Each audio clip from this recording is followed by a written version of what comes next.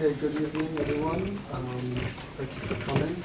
My name is Michael David Fox. I'm the interim director of the Center for Eurasian Russian East European Studies here at Georgetown.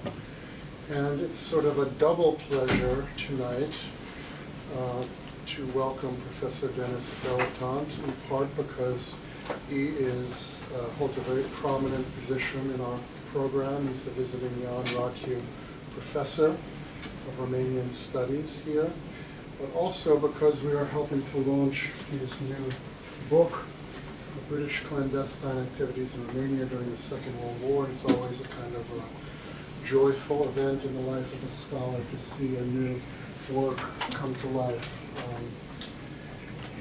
And I will just give a fairly brief introduction to Professor Deletant. He's one of the, I think it's no exaggeration to say, one of the leading Romanian experts in the world today. He is a leading historian of modern Romanian history, including the interwar period, the wartime period, and also the communist era in Romania. He is emeritus professor at one of the leading institutions in our field, the School of Slavonic and East European Studies at University College London, where he taught for most of his career. He also was a professor of Romanian Studies at the University of Amsterdam between 2003 and 2010. He is author of many previous studies on the history of Romania. I'm just going to read some of the titles of his books. Georgescu and the Securitate, Coercion and Dissent in Romania, 1965 to 1989. Romania under communist rule, Communist Terror in Romania, Georgia Day and the Police State, 1948-1965. And Jan Antonescu, Hitler's Forgotten Ally. So the book that we're launching today is, by my count, his fifth monograph. He has many awards and honors, including a merit award from the Romanian with the rank of commander for services to Romanian democracy, which was awarded by President Emil Constantinescu of Romania in 2000. He holds many ties with Romania, by my count, 4 honorary doctorates. And in an article in the Hoya last October 9th, I didn't read it when you sent it to me, but Professor Deletant revealed to us, his colleagues and his students, how he first got involved in Romanian studies. It was during a summer school in 1965, the year I was born, by the way, when he was there as an undergraduate student, and he noticed that people were very curious about his clothes but were afraid to approach him, and the few students who did approach him, who were these sort of Beatle listening nonconformists, immediately started telling him about the Securitate, which was the topic of his later first book. And I'm just going to quote from his Hoya article here. During the late 1980s, I often spoke out on BBC radio against Ceausescu's gross abuses of human rights. Yet, to my surprise, I was given a visa in September 1988 to enter the country. My observations of that visit were encapsulated in an article in the Times under the byline "From a Special Correspondent," which appeared on October 8, 1988. 2 months later, I was informed that I had been declared persona non grata. I prepared myself for a long interval of exile from my second home, only to be caught completely off guard by the sequence of events in Timișoara and Bucharest that led to Ceausescu's overthrow December 25th, 1989. But of course, today's talk concerns not the Ceausescu regime, but the Antonescu regime that preceded the communist period, and this is also a topic that Professor Deletant has illuminated in his pathway to scholarship. So the floor is yours.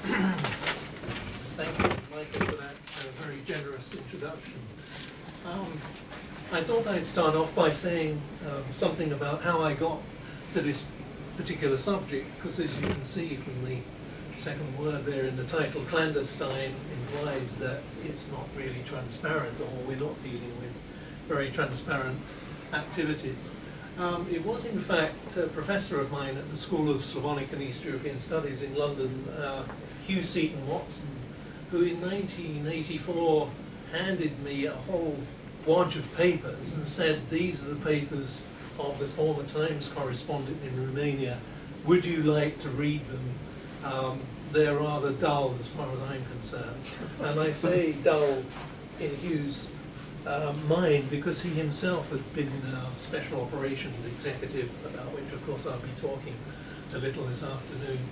But he asked me if I'd like to read them and in fact keep them. They were copies of an original document which had been archived somewhere.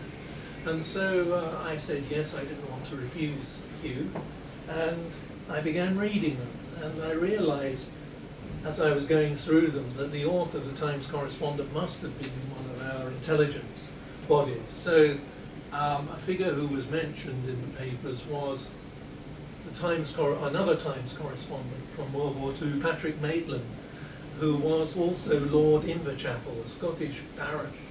And I found his name in the House of Lords inventory and a telephone number, and I rang up the House of Lords and said that I had these papers from Times correspondent Archibald Gibson, and could he shed some light on Gibson. And so Patrick Maitland, Lord Inverchapel, invited me for tea at the House of Commons.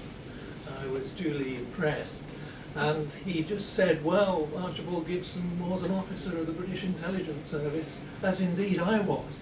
And he gave me a great deal of information about Archibald Gibson's activities in Romania. I could read about them in the manuscript that Hugh had given me, but he was the person who helped me gain access to several of the figures involved in British intelligence, especially in military intelligence 6, or the secret intelligence services it's also known as. And so I proceeded to try to locate figures with the help of Patrick Maitland, figures who had been former officers of the service and had been active in Romania, and gradually over the years built up a register of contacts and gleaned a great deal of information from figures about these activities. This was long before any information about British activities in Romania during the war was in the public domain.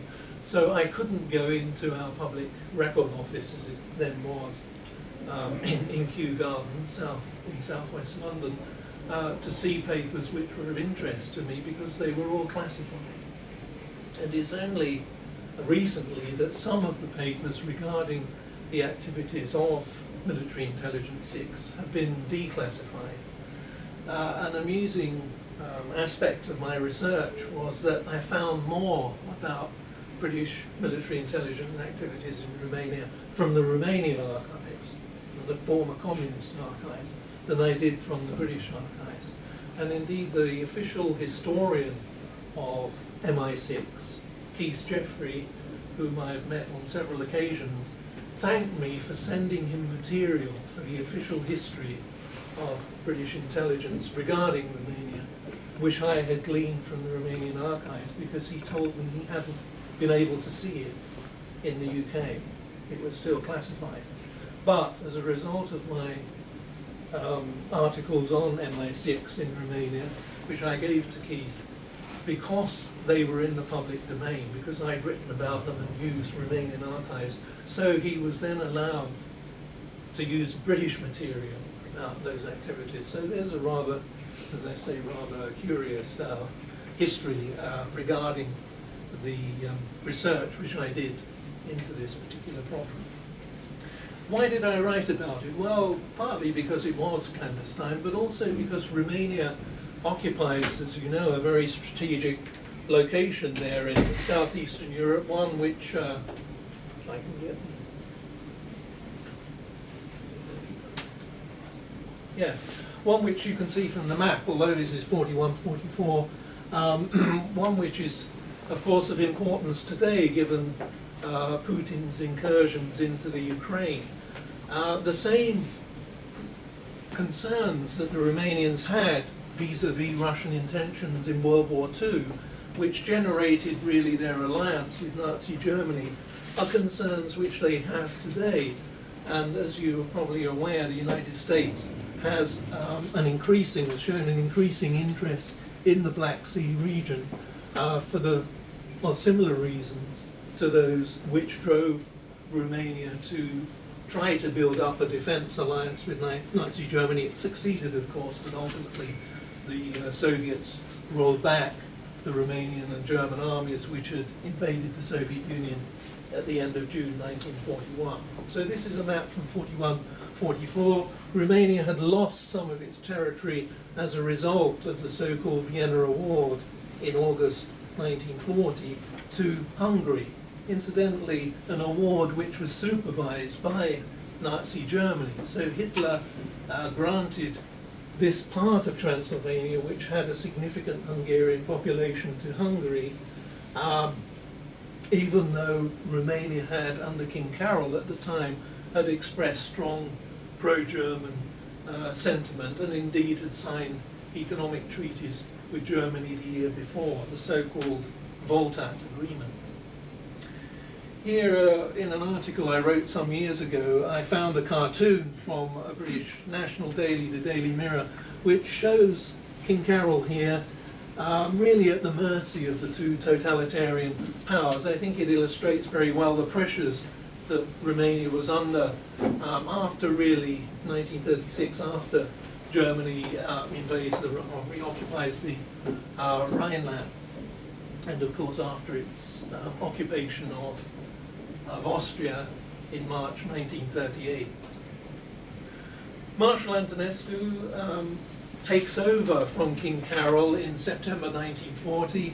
As you can see here, he's meeting with Hitler. He met, of the Axis leaders, he met Adolf Hitler on the most occasions, more than Mussolini in fact.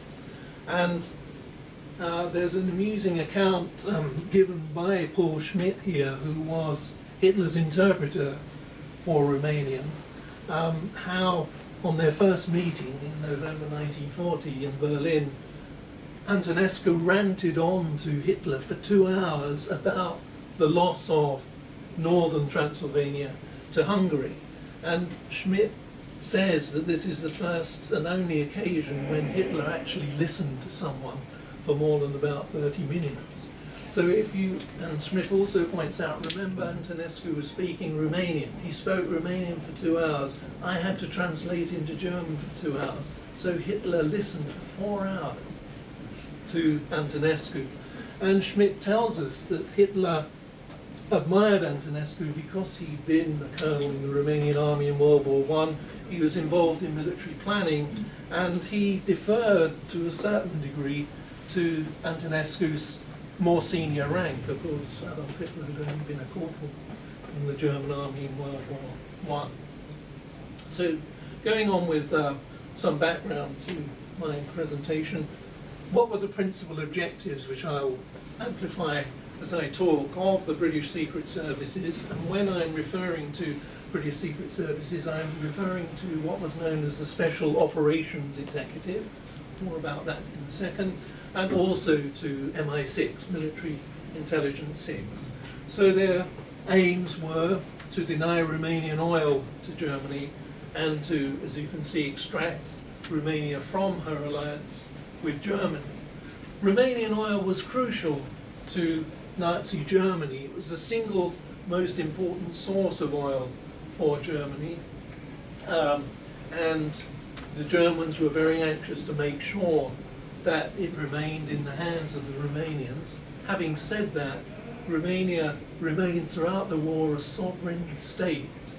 It wasn't occupied by Germany. Yes, Germany sent troops there, and they moved on through Romania into Ukraine and then into Russia. But it wasn't occupied by the German army. Romanian law remained sovereign, as indeed Antonescu did within Romania. And this partly explains the ambivalent attitude of the Romanians, especially to Britain and the United States, because although, of course, they were enemies of Nazi Germany and of Romania, nevertheless, Antonescu had a great deal of respect for the Western Allies, and wanted to try to reach an agreement, especially as the war progressed, with the Western Allies, because he feared Soviet occupation. After Stalingrad, Antonescu realized not necessarily that Germany would lose the war, but that it couldn't win the war, and therefore he sought an accommodation, especially with the Western Allies. The problem for Antonescu and for Romania was that neither Churchill nor Roosevelt were willing to renounce the alliance with Stalin, and they certainly weren't going to pit American or British forces against the Red Army as it moved westwards after Stalingrad. So this was a major problem for Romania.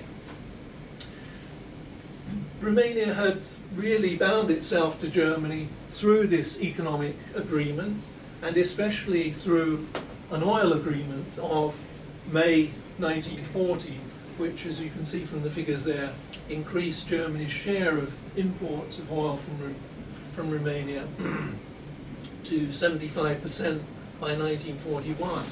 And if we look at the consumption of Romanian oil during the war, you can see that essentially the German advance into Russia was largely dependent on supplies of Romanian oil.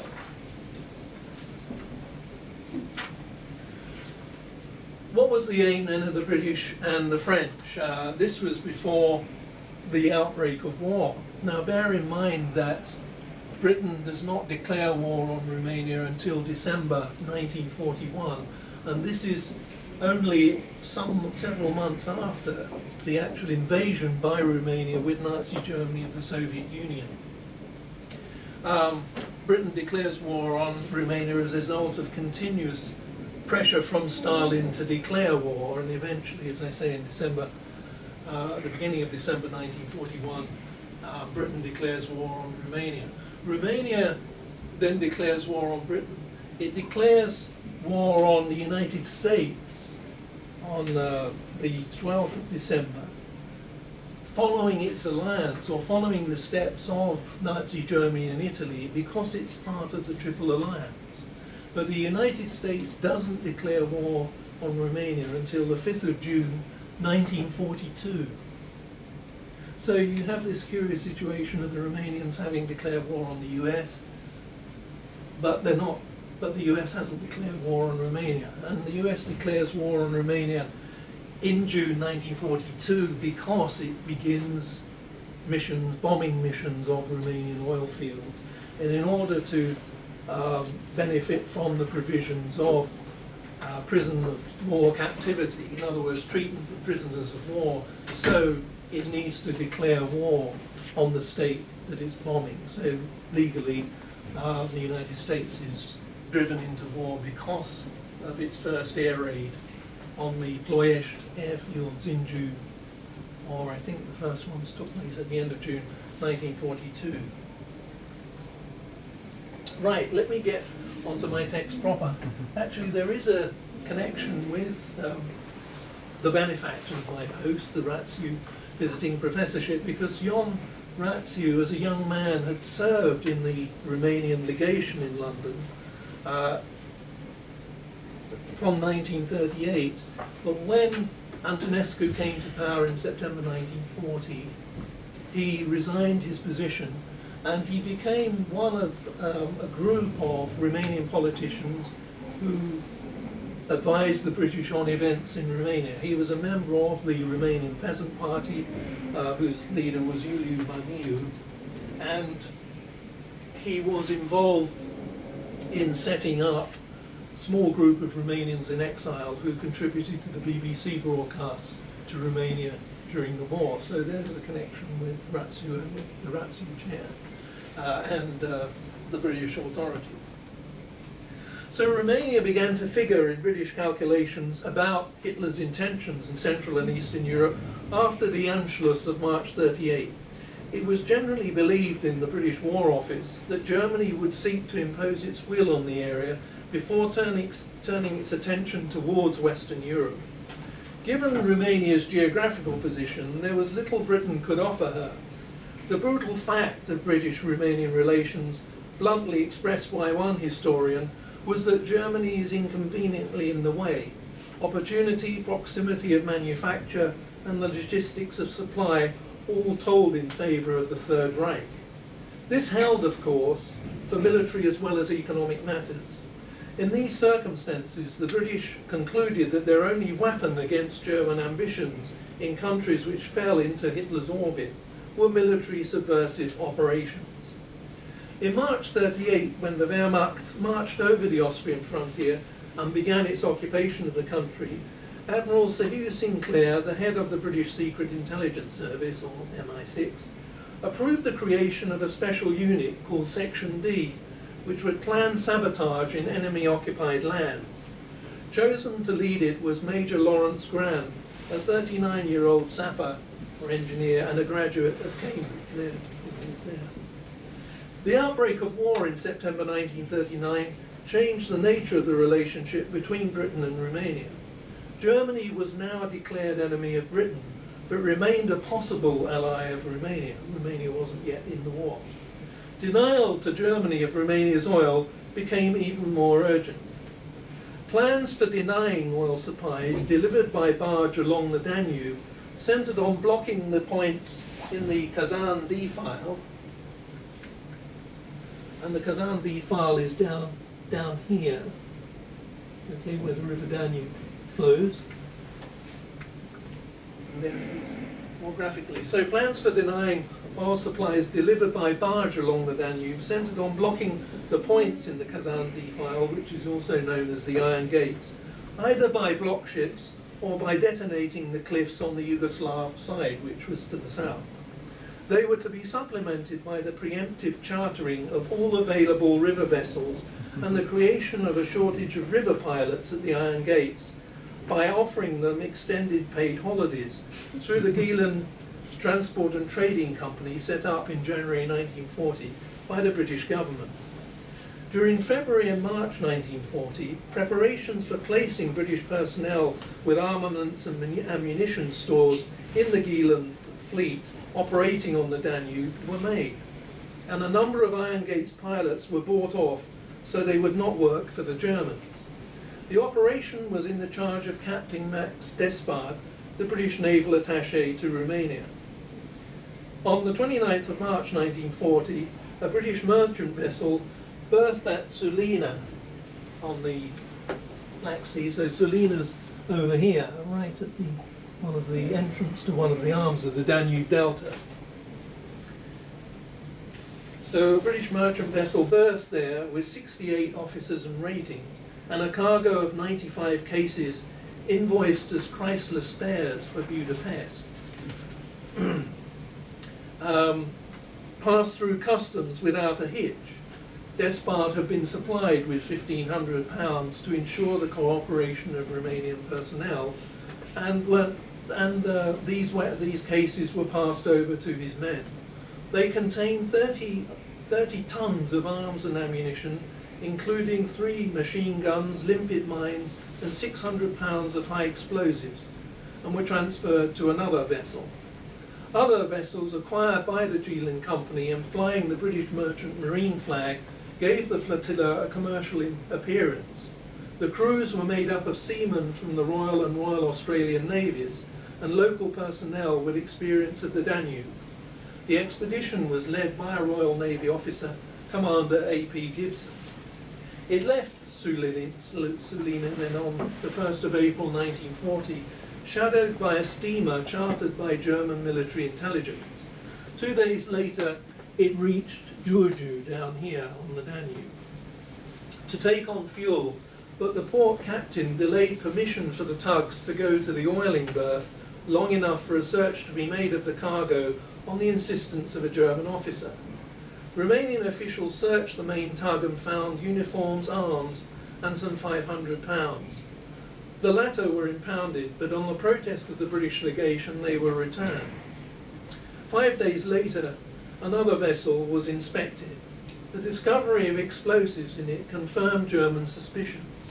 Wilhelm Fabricius, the German minister to Bucharest, told the Romanian foreign minister that Germany would suspend arms deliveries if the flotilla were allowed to proceed, a threat that was preferred to King Carol. Carol gave way, and the vessels were ordered to return up the Danube and eventually here to Brăila without their cargo. This the British could have access to later, since Romania was still neutral, and the ships eventually left individually for Istanbul at the end of May in 1940. On the 1st of July 1940, Romanian Prime Minister Ion Georgescu announced the reorientation of Romania's foreign policy towards Germany. The following day, King Carol asked Hitler for a military mission. The new alignment ruled out any hope of destroying the Romanian oil fields or installations. 24 hours earlier, 17 British subjects resident in Ploiești, here near the oil fields, it's just over here there, not indicated on our map, were ordered to leave Romania. The Romanian General Staff invoked a wide plan of sabotage organised by the British. The Romanians' hand, however, had been forced by the discovery among secret documents of the French General Staff captured by the Germans on the 19th of June in a train at Charité-sur-Loire, in France of course, of the Anglo-French plan to carry out sabotage in the oil fields and a list of the personnel involved. A large number of French and British engineers were expelled. Of the 17 British expelled, 11 had been involved in the sabotage planning. In July 1940, in response to German victories in continental Europe, a small organisation called MI5, that was Military Intelligence Research, and Section D were merged to form Special Operations 2, part of the Special Operations Executive. Now, the Special Operations Executive in fact had two divisions. One was called Special Operations 1, which dealt with propaganda in Europe, and Special Operations 2 dealt with subversion, with clandestine military or clandestine violent activities in Europe. But I'm going to refer throughout the presentation to SOE2 as SOE simply because it's more convenient rather than keep talking about SO1 and SO2 because they were slightly different parts of the organisation. So you'll see from the slide there that in fact SOE's activities come as a result of the amalgamation of two smaller bodies, one of which I've already mentioned, Section D, but there was also another one which dealt with research, intelligence research within the War Office, the British War Office. Now, Lawrence Grander, who I refer to, was made head of the SOE subversive department, and the second in command was, in fact, Sir Charles Hambro here, who was a banker, a merchant banker. You may be familiar with his name because he came from the famous banking family of Danish origin. The family came to Britain in the 19th century. In Romania, the attempt to carry out subversive activities have been comprehensively extinguished by the failure of operations to blow up the oil wells. SOE now turned its attention to building an anti-German resistance within the country. With the consolidation of Romania's alignment with Germany after Ion Antonescu's advent to power in September 1940, SOE concentrated on developing contacts with pro-British members of the National Peasant Party. The central figure of the National Peasant Party, of which Ion Ratzinger was a young member, was Iuliu Maniu. Yes, again. Shaslin, yeah, we'll come back to him. Was Iuliu Maniu, here the National Peasant Party leader. Colonel Bill Bailey, the SOE representative in Istanbul, visited Bucharest during Christmas 1940 and discussed with the British ambassador, Sir Reginald Corr, SOE schemes to create a local pro-Ally organisation comprising the residue of Maniu's party. Bailey's deputy, de Chastelain, who was in the previous slide there, who had worked in Romania for many, many years as an oil engineer, was recruited into SOE, and he used 2 visits in January and February 1941 as a diplomatic courier to contact the Romanians with whom SOE planned to work after the legation left, principally Maniu, Barik Georgescu, and Ion Popovic. No, I couldn't find a photograph of Ion Popovic. He passed on in 1946. But Barik Georgescu is a very interesting figure. He worked for Standard Oil, the Standard Oil offshoot in Romania called Romano-Americana, and he was a major figure in the SOE's activities in Romania, especially in setting up a wireless communication network which was used to transmit information about German troop movements, about German morale, as far as they could gain it from Romanians listening to conversation of German officers in Romania. But he also, after the war, was able to leave Romania at a time when many of the figures who worked for the British and subsequently from 1943 onwards for the American OSS were arrested on Soviet orders. And seeing what was happening, Georgescu came to the United States, but he had to leave, together with his wife, but he had to leave his 2 young sons behind in Romania. And eventually, it was President Eisenhower who wrote to the Romanian communist leader in the early 50s with a request that Georgescu's 2 sons be allowed to come out of Romania and join him in the United States.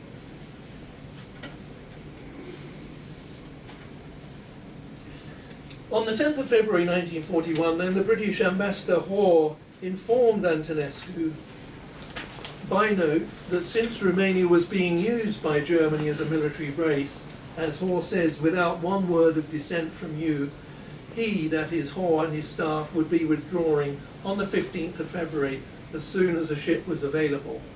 The withdrawal of the British legation meant that there was no SOE officer to coordinate any sabotage action by the Romanians.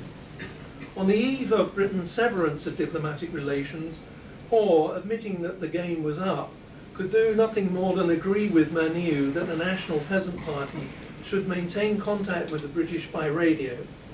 And for almost 3 years, radio and occasional courier were the means of contact with Romania.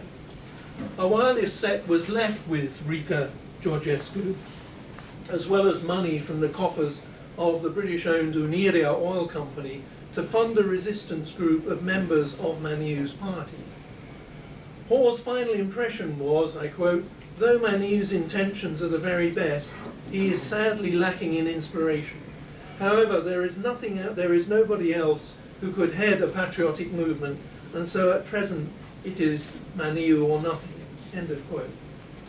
Radio contact was broken when both Georgescu and his associates were caught by the Germans on the 15th of August 41 and handed over to the Romanians. The priority for SOE was to repair the link. They were helped by members of the Romanian Foreign Service, and I've given their names here, Ion Christu, Cătălin Vlădescu-Olt, and both of these figures travelled to Istanbul as head of a Romanian trade delegation, of which Vlădescu-Olt was a member. At a meeting with de Chastelain, who was in charge of SOE in Istanbul, Christu was able to pass on his view that the sooner Romania withdrew from the war, the better. Both Christu and de Chastelain arranged to get in touch with Maniu in order to revive the communications link with the British. De Chastelain sent from Istanbul a new wireless transmitter and a cipher to Maniu in spring 1942 through Safdi Lufti Tozan, a Turkish financier who acted as honorary Finnish consul in Istanbul and was a personal friend of de Chastelain. He is reported to have sent 2 others through Vlădescu-Olt. This is de Chastelain is reported to have sent 2 other wireless transmitters, whom Christu arranged to be appointed Consul General in Istanbul from 1st of April 42. And he was a member without special duties of the Romanian legation staff in Ankara from the 1st of July. Dividing his time between Istanbul and Ankara, Georgescu was able to throw off agents of the Romanian Secret Service and see de Chastelain on several occasions. And he used his frequent visits to Bucharest to take in 2 wireless transmitters. This is Cătălin Georgescu. Following Britain's declaration of war upon Romania on the 7th of December 41, broader considerations of relations with its new ally, the Soviet Union, dictated British policy towards Antonescu. The defeat of the Axis powers, and as a prerequisite for this goal, the preservation of Allied unity, became paramount considerations for Churchill and Roosevelt, and remained so throughout the war. For the British, Maniu remained the pivotal point for any action against the Antonescu regime. In early January 42, the Foreign Office and SOE were in agreement that, I quote, "Maniu is our best hope of starting an anti-Axis movement, and that a coup d'etat would be the goal to aim at."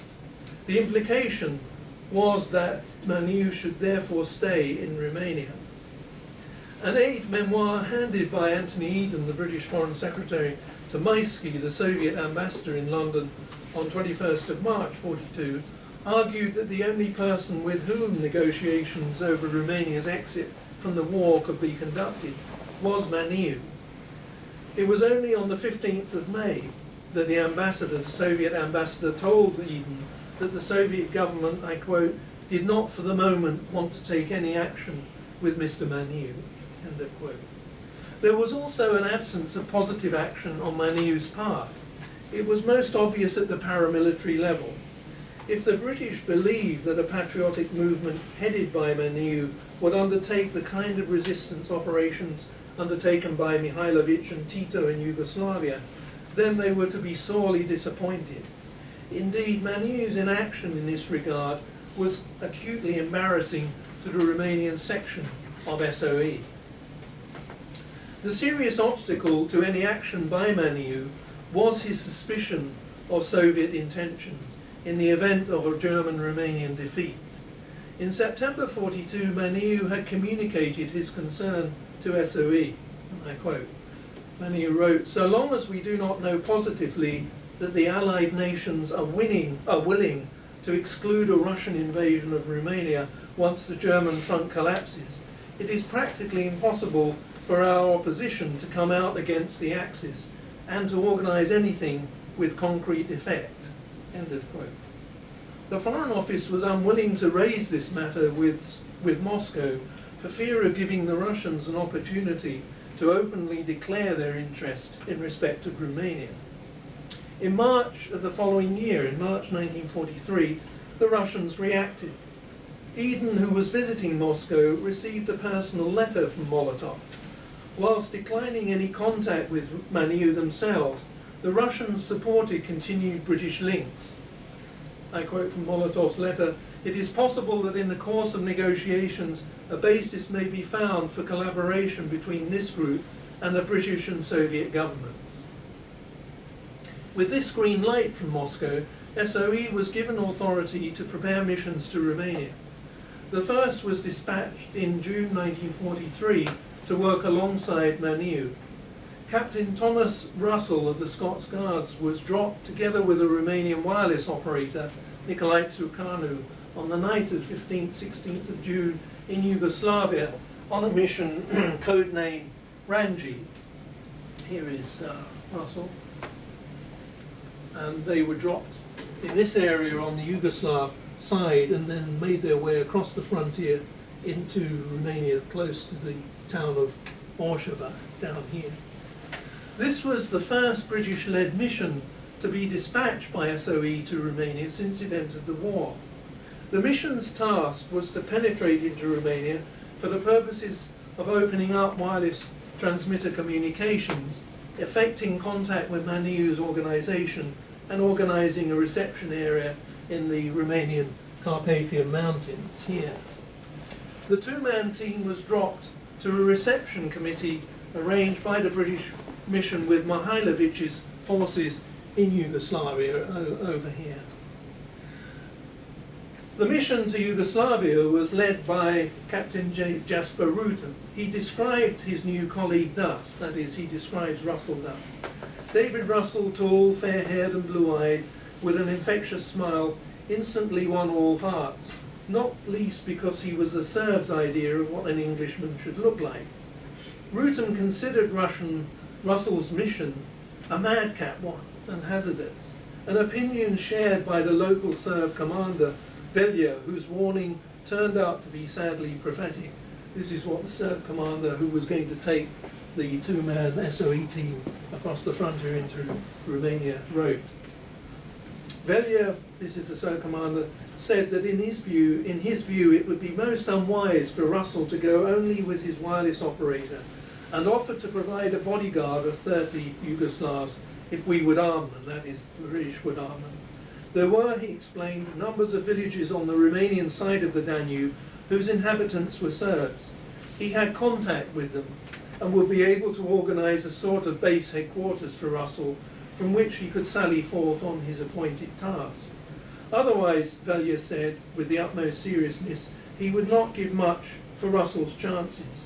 He would be murdered by some Romanian peasant for his money. Russell's Ranji mission, augmented by a Romanian-speaking Serb Chetnik, eventually crossed the Danube into Romania on the 2nd of August. Towards the middle of the month, they established themselves in a forest near Virturova, again that's down here up here to the north of Orshava, where they made contact with representatives of Maniu, and from where they sent their first wireless transmitter messages on the 12th and 13th of August. It was in this forest that Captain Russell was murdered on the 4th of September, probably for the gold sovereigns he was carrying to use as payment. Post-war inquiry never succeeded in establishing by whom he was killed. Sukarno, his radio operator who discovered his body, reported his death to SOE in Cairo on the 20th of September. He had taken shelter at the flat of an old friend who obtained false papers for him in Bucharest and told him of friends who were willing to take action against the Germans in Romania. In fact, Sukarno used a code name Reginald. He got down to Bucharest and transmitted regularly from Bucharest to the British in Cairo all sorts of details about Germans' activity in Romania. A second SOE mission had been planned in spring 1943.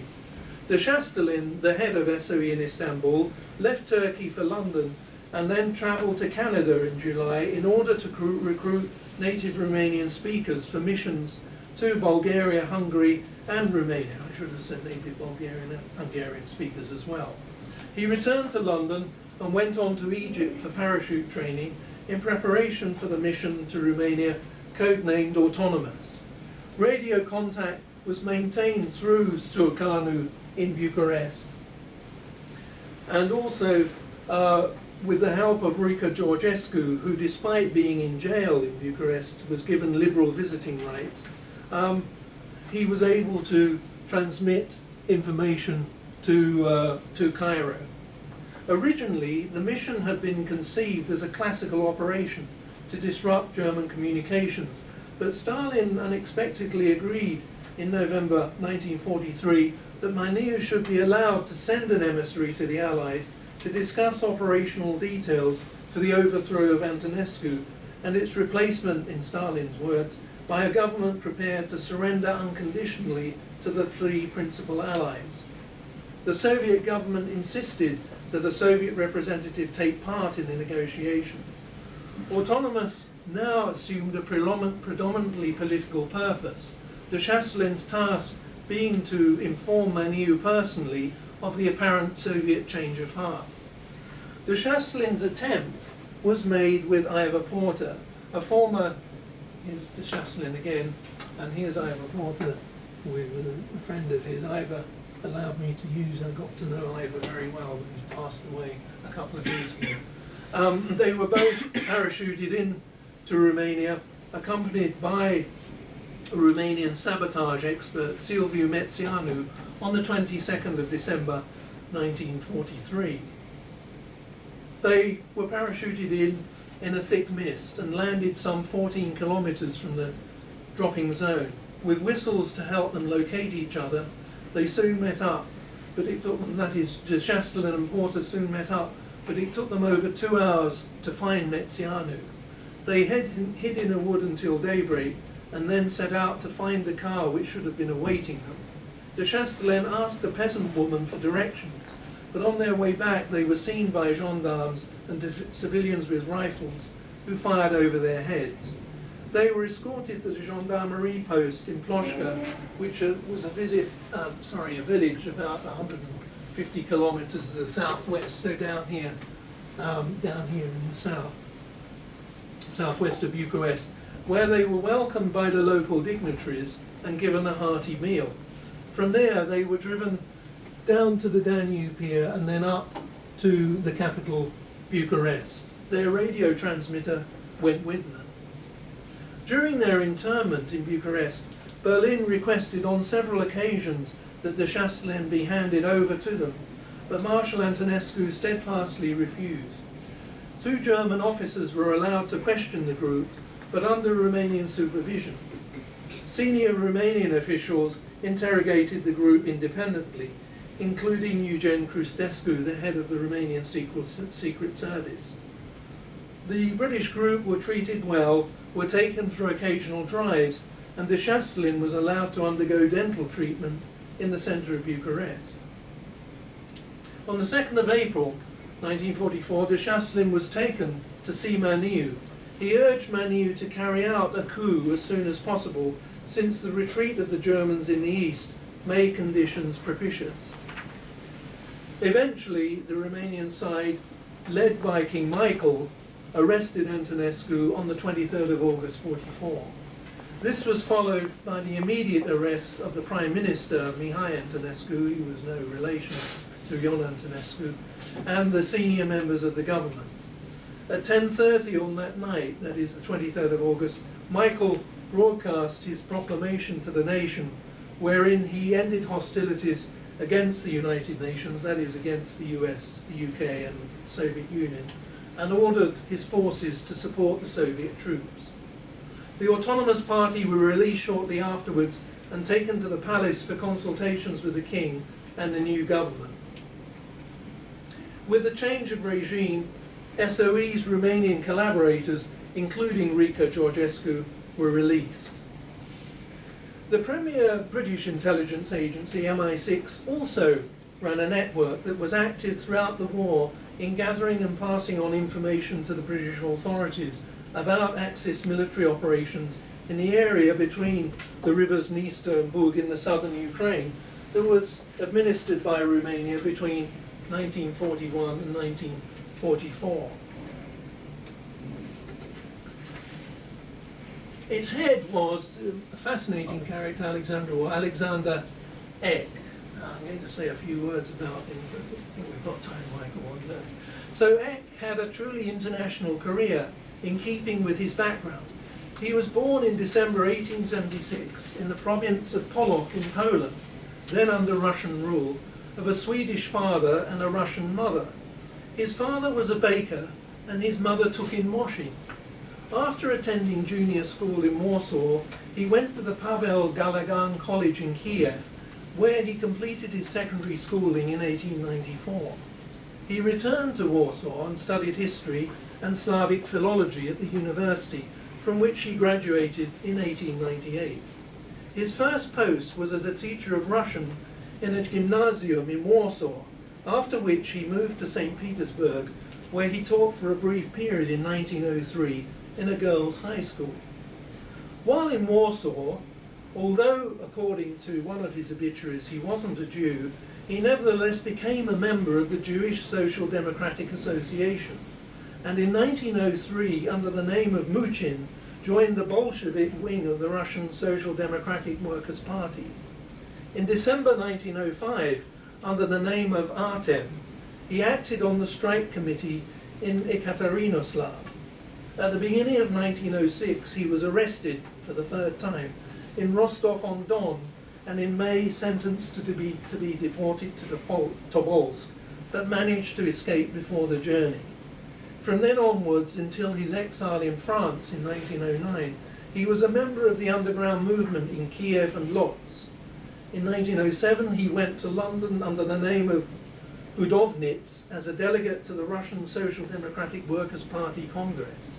And 2 years later, he left Russia and settled in France, living successfully in Nancy, Nice and Paris. On the outbreak of World War I, Eck volunteered along with another 80 Russian political emigres to join the French army. He served in 1915 as an intelligence officer at the headquarters of General Sarai in Salonika, and after the armistice of 11th of November 1918 was sent as part of the Allied military mission to Slovakia. He was demobilized in January 1920 in Paris. Between 21 and 34, he lectured in Russian at the University of Gand in Belgium, from where he moved to the University of Brussels to become Professor of Byzantine and Slavic Studies. In 1939, after the outbreak of war, he rejoined the Intelligence Bureau of the French Army with the rank of captain, and in February 1940 proposed to his superiors that he take advantage of an invitation from the eminent Romanian historian Nicolae Iorga to give a series of lectures in Bucharest in order, as he wrote to his French superiors, to gather intelligence about Romanian defences in Bessarabia, about German spies posing as journalists, and about German troop movements in the country. They agreed, and on the 28th of February 1940, he arrived in Bucharest. After the fall of France in June 1940, Eck's offer to work for MI6 was accepted. It is claimed by Winston Churchill himself, whom Eck got to know personally. Eck's profession as a scholar of Byzantium afforded him cover for lecturing in Bucharest, and also at the French Institute of Byzantine Studies, where its director, Professor Vitalien Laurent, gave him an office. The MI6 network, coordinated by Eck, included French nationals resident in Romania, who after the fall of France in June 1940 committed themselves to the Allied cause. Eck added to their number several Romanian recruits, two of the most notable being Dan Brătianu, the head of the Bucharest office of the Romanian Telephone Company, and George Tomaziu, an artist here whom I actually met in my young student days after he was released from 18 years in jail. So I met him in Romania. According to an undated report of the Romanian Intelligence Service, Charles Bechet, a Swiss engineer working in Romania, acted as a mailbox and paymaster for the MI6 network after the departure of the British legation in February 1941. I repeat, none of this information was available to the official historian of MI6 in London until I passed it on to him. But it all comes from, in fact, a long memorandum that Eck wrote after he was arrested by the Romanian authorities in June 1944.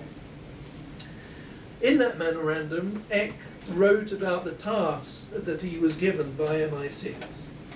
These were: 1. The identification of German troops passing through or stationed in Romania from their number plates and letters painted on the vehicles, as well as from the numbers and colours of the letters on their epaulettes.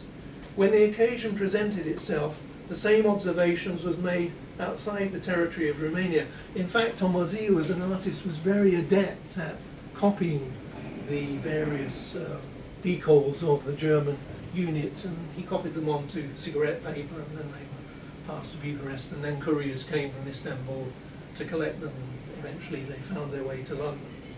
The second task was conversations with German soldiers passing through Bucharest in order to gather information about the situation in Germany regarding industry, food supplies, units arriving in Germany from France for the Eastern Front and in Romania for the Balkans.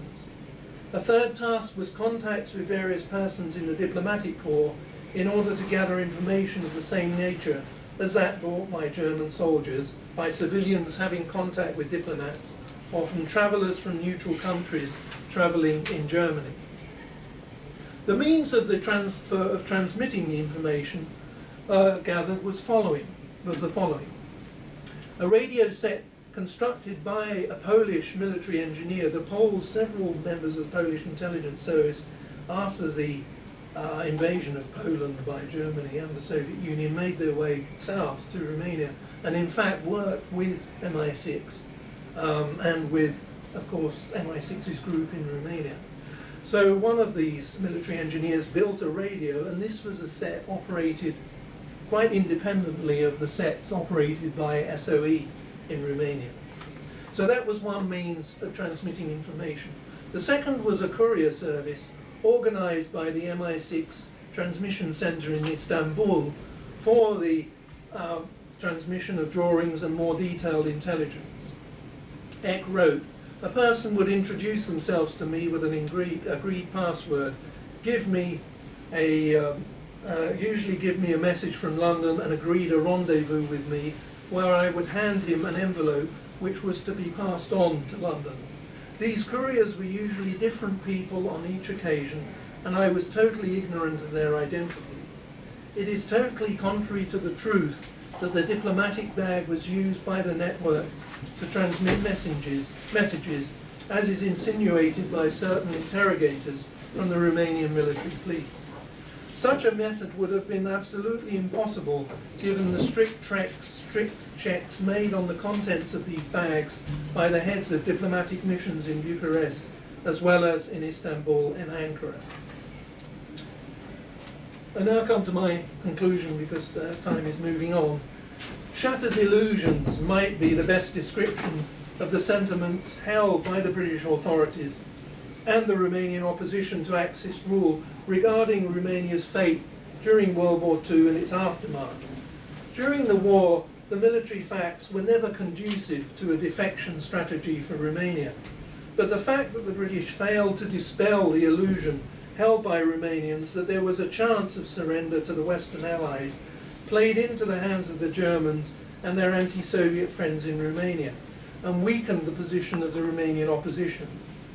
If the success of British military clandestine activities in Romania is to be judged by their effectiveness in fulfilling their principal purpose, that is the destruction of the oil fields and the interdiction of supply routes by the Danube and the rail network, then the verdict can only be one of failure. Although in the period 1940-44 there were a few isolated rail accidents, fires and explosions which might be ascribed to sabotage, the importance of these in the context of oil production and export to the Reich from Romania was minimal. In fact, the battle for the black gold waged by German military intelligence with the British and French intelligence agencies was won already in 1940 by the Germans.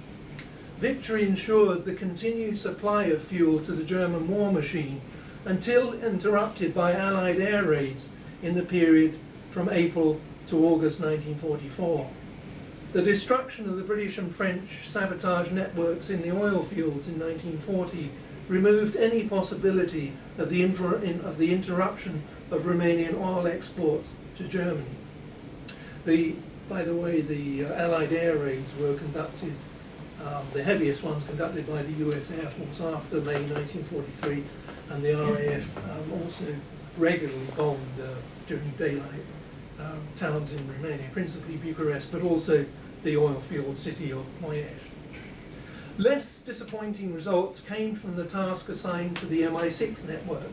It managed to transmit details of Axis military activity in Transnistria and of troop movements in Romania between 1940 and 45. On a political level, the efforts of SOE to persuade Antonescu through Iuliu Maniu and Romanian public opinion to abandon the Axis camp were inconclusive. The increasingly frequent Anglo-American air raids on the oil fields around Ploiești and in Bucharest in April 1944 were a more effective reminder to all Romanians of the cost of alliance with Germany. But it was the advance of the Red Army on Romanian territory at the beginning of the summer of 1940 and of the Soviet offensive that concentrated minds and prompted King Michael and the anti-Antonescu opposition to decide to take action. The result was the coup of the 23rd of August. It is tragic and ironic that precisely the opposition to the Antonescu regime, which had been nurtured by SOE, found itself the target of Britain's wartime ally, the Soviet Union, after the coup. What Maniu and his colleagues had feared regarding Stalin's designs upon Romania proved to be justified. Yet in London, Maniu's stock was low. His indecisiveness in early 1942 and his unwillingness to take firm political decisions was to hang over him in the Foreign Office even after the coup and undermine confidence in him. British officials were highly critical of what they saw as Maniu's failure to appreciate that Romania was at war with Britain as well as with the Soviet Union.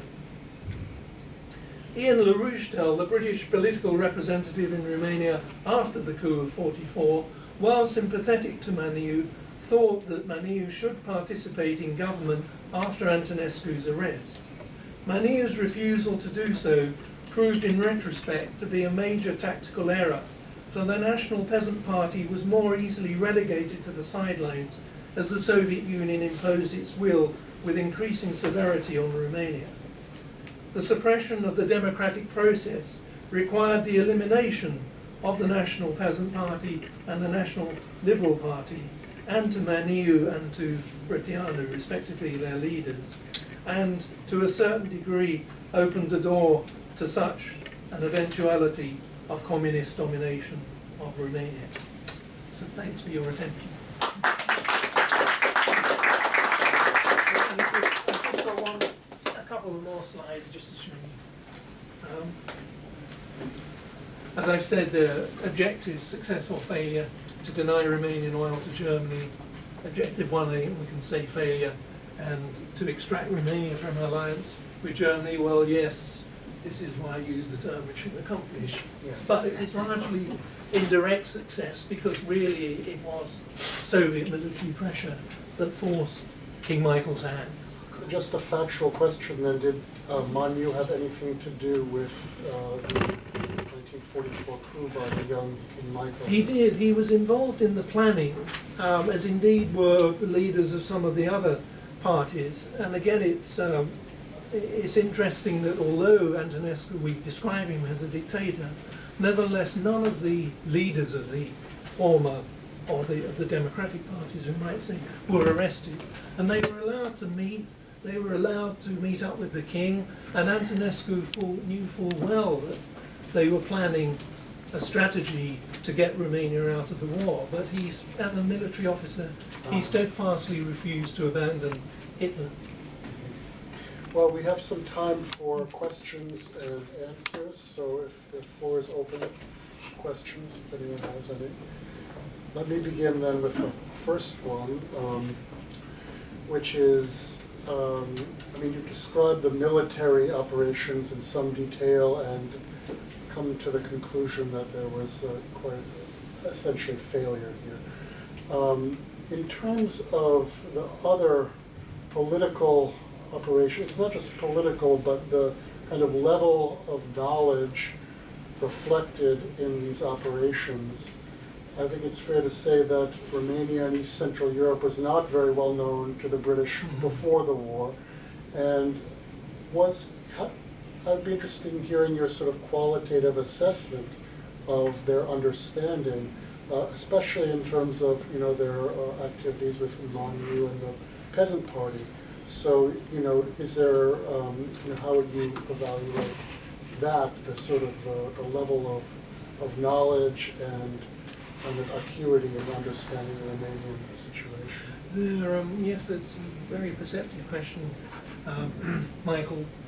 In fact, within the SOE, which was made up of figures who had hands-on contact with Romania, and largely oil engineers, so as we saw, the Chastelain was an oil engineer. Many of the members of the SOE team, another one, Colonel Boxall, had been an oil engineer, had been involved in working in Romania, and indeed were married, although de Chastelain wasn't married to a Romanian, but several of the British figures involved with SOE had Romanian wives, so they had a very good grasp of internal Romanian politics. The major problem, I think, for the Foreign Office was trying to keep the Russians sweet because they didn't want to commit, and they didn't have the means of committing British troops to the theatre in Eastern Europe, and still less was Roosevelt willing to commit American troops at that time because, of course, the US was also engaged in the Far East in Japan, with Japan. And this is one of the, I think, aspects of the Romanians' failure to understand the priorities of the US particularly. There's almost a total absence of reference to the United States war against Japan. The Romanians see themselves, of course, as the centre of things, and look and believe that in Washington, in London, that Romania is going to be given some sort of priority because it stands against the bulwark of communism. But as you know, of course, the principal aim of Churchill was to defeat the Nazis. The percentages agreement. Yes, yeah. Well, there, I think there is some misunderstanding of the percentage agreement because when Churchill went to Moscow in October 1944, his aim was, he realized that the Soviet Union was going to dominate Eastern Europe, and so he wanted to get from Stalin, on paper, some idea of what the Soviet intention or Stalin's intention was. And that's why he paid so much attention to that scrap of paper. Yes, of course, he's been vilified, especially in Poland and Romania and elsewhere, but his motive was, what can Britain protect against the Soviet Union? And it can protect countries that have a seafront, that have a maritime access to the sea because of the British fleet, the power of the British Navy. And so he opted to protect Greece and Italy. But Bulgaria, Hungary, Romania, these were in the direct line of fire, so to speak, of the Soviet already Union. a fait accompli. Yeah, it's a fait accompli. Are there other questions? Yes, please. Yes, Ross. Dennis, could you say just a word about how the British operations related to what the OSS was doing in Romania? Well, the OSS starts to become very involved in Romania really towards the end of '43, especially with Frank Meisner, who takes the lead, consults with his British colleagues, and indeed he often used to meet up at the weekends with the SOE officers, who, this is after the coup, but before then he'd consulted with members of SOE back in London. And the OSS, although it had a very small network in Romania, it was more focused on Hungary at the end of '43 than in Romania. But they provided some very good intelligence reading the OSS reports about Romania in the beginning of in late 1943 and the beginning of 1944. But I think they were happy until the coup to let the British take the lead, since the British had built up all these contacts in Romania over the years.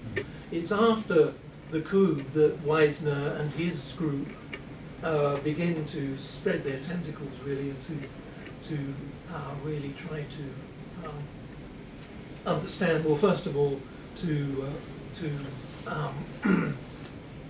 investigate the moves that the Soviets are taking to penetrate the Romanian government and to, in fact, effectively destabilize it, and then to set up their own information network. And by 1946, they're actually sending in money to the National Peasant Party in an attempt to build up a centre of resistance to Soviet rule or to the Romanian Communist Party. And then there is a scandal that emerges in early 1947 when the National Peasant Party leaders are arrested on the grounds that they're consulting with members of the US legation. And the Soviets claim that this is in order to sabotage Soviet rule in Romania. And Maniu is arrested alongside with his leadership and put on trial in October 1947, and he is sentenced to life in prison and dies in jail, as you know, in February 1953. Other questions? Yes, please. Just a very quick question. Actually, along those lines, what is the sense to which the Soviet clandestine services were working at cross purposes with the British clandestine services before the fall of AntiGerman, or was there some sort of collaboration at this moment? There was, and in fact, it's an area which I'm trying to investigate more because I suspect from documents that I found in the Romanian archive again that the British were actually helping the Romanian Communist Party in between 1940 and 44, which was an outlawed organisation, but it of course was anti-Nazi, and that was the principal consideration for the British. Anyone who was anti-Nazi, whether they were communist or not, deserved help. And so two young figures whom I actually knew, they both passed on, but who became senior figures in the Romanian Communist Party, they worked for MI6, and I've never said that, but I found their names in the documents.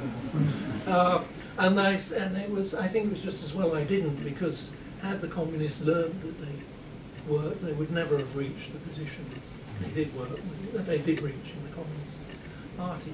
So there was, the British were, as I say, focused very much on defeating Nazi Germany. Some of the agents who worked for the Soviets were actually parachuted in by the RAF under an agreement with the Soviets. So they were picked up in various locations. Most of them were Jews working with Mossad, which was, before it becomes the intelligence agency of Israel, was working as a relief organisation, was operating as a relief organisation. Several of its operatives were parachuted in to Romania, working for the Soviets, that parachuted, with the knowledge of the British, that parachuted in by the RAF. And they, for example, two of them were charged with finding out where the US airmen who were held captive after various raids in Romania were being held, and how many there were. And these agents were very successful. They found 1,014 US airmen held in camps. Soviet agents? No, the US. We could say they were pro-Soviet, let's put it that way. Misuse of the word agent. They were dual agents, probably. I hesitate to be firm on this because I'm not quite sure myself, but they, as I say, they were certainly working with the Russians to a certain degree, but with the knowledge of the British, with the Royal Air Force. Yes. It just seems to me that, I mean, I know that the U.S., I don't know what it was like in Britain, the U.S. until Roosevelt didn't even have diplomatic contact with the Soviet Union, and people were very anti-communist here. And it seemed to change under Roosevelt, and they had to have known, I mean, it sounded like they were going to commit troops.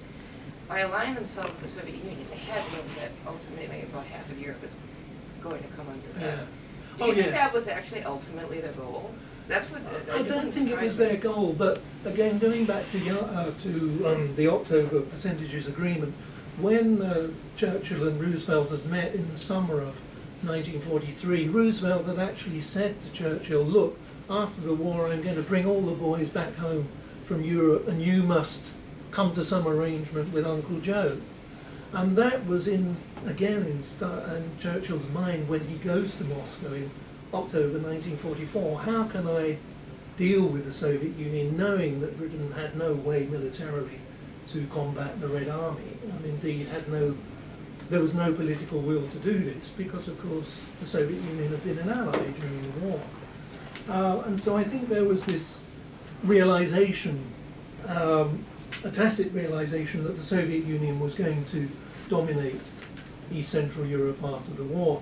What the British and Americans tried to do is to at least find a role for the democratic parties in Poland, Romania, Bulgaria. But of course they weren't able to do this because they didn't have the force on the ground, the influence, in order to frustrate the designs of Stalin through his use of the local communist parties. Because I've always understood that it was until France and British declared war on Germany for invading half of Poland, it didn't seem to bother them that the other half was invaded by the Soviet Union, because I was under the impression that Hitler, when he did this Lebens, whatever the word is, Lebensraum, rule yeah. to whatever, Yes. he was gonna go east, but if they had let him do that, he probably could have defeated the Soviet Union and killed communism. So. Then he would have conquered the rest of the world. Yeah, probably. yes, yeah, I think so.